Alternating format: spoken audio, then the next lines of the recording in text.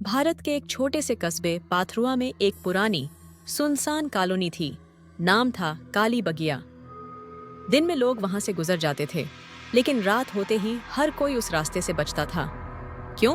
क्योंकि लोगों का कहना था कि वहां नीली चूड़ियां पहने एक औरत दिखाई देती है। उसकी आंखें खोखली होती हैं, चेहरे पर कोई भाव नहीं, और उसके कदम जमीन से थोड़ा ऊपर होते हैं, ऐसे जैसे वह हवा में तैर रही हो।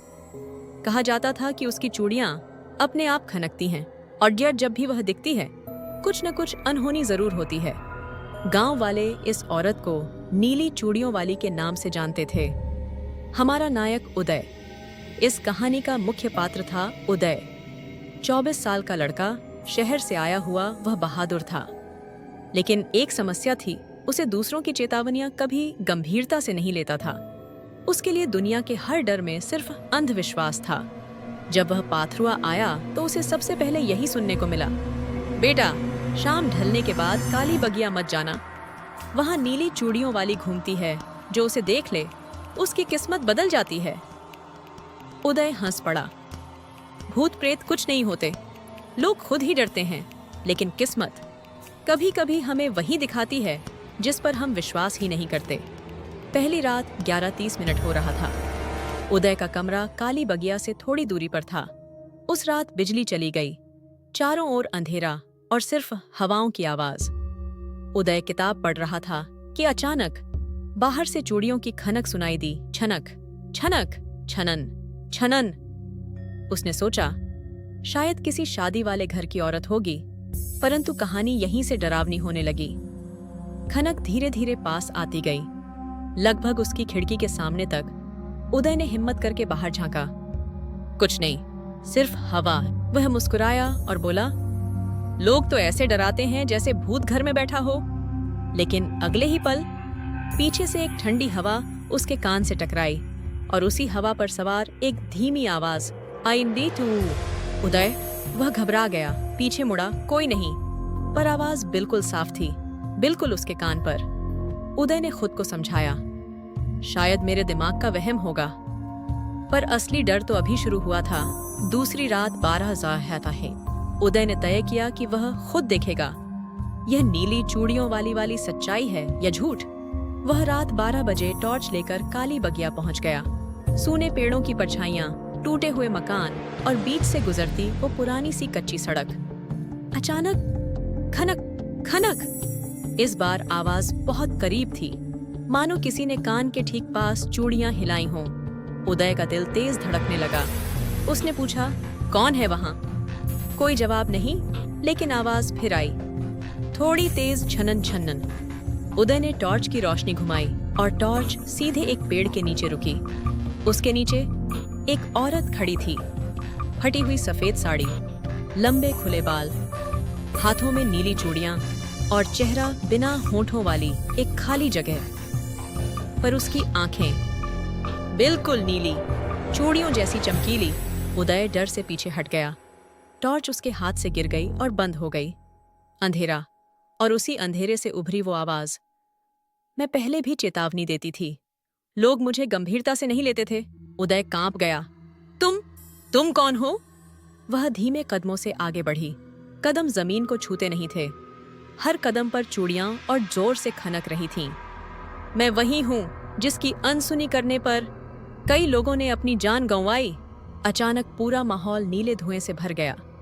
उसकी आंखों की रोशनी इतनी तेज हुई कि पूरा रास्ता उजला हो गया। उदय ने किसी तरह भागकर अपने कमरे तक पहुंच बनाया। वह बुरी तरह डरा हुआ था, और पहली बार उसे समझ आया, सब कुछ अंधविश्वास नहीं होता, कभी कभी डर भी सच्चा होता है। तीसरी रात टर्निंग पॉइंट, उदय ने कसम खाई कि अब वह उस रास्ते पर नहीं जाएगा। लेकिन अगले दिन उसे पता चला, उसकी ही गली में रहने वाली एक बुजुर्ग अम्मा काली बगिया में गिरकर घायल हो गई थी। लोगों ने कहा, अगर वो समय पर उन्हें बचा लेता तो स्थिति इतनी खराब नहीं होती। उदय को खुद से नफरत होने लगी। उसे लगा, अगर वह पिछली रात डरकर भागा न होता और हिम्मत दिखाता तो वह शायद किसी की जान बचा सकता था। उसी रात उसे नींद में वही आवाज सुनाई दी, सुनाई दी। डर इंसान को कमजोर नहीं बनाता, भागना बनाता है। उदय उठ बैठा, तय किया, आज मैं सच्चाई जान ही लूंगा, चाहे जो हो जाए। तीसरी रात 8 बज रहा था। इस बार उदय अकेला नहीं था। वह अपने साथ एक लालटेन और साहस लेकर आया था।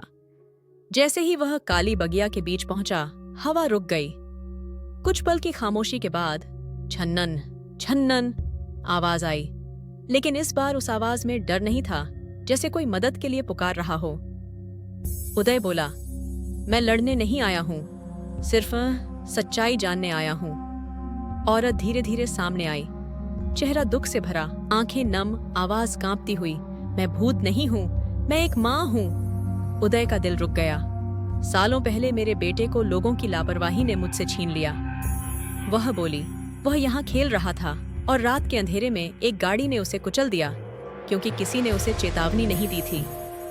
जब मैं अपने बच्चे का शरीर उठाकर रो रही थी, तभी मेरी चूड़ियां टूटकर बिखर गईं।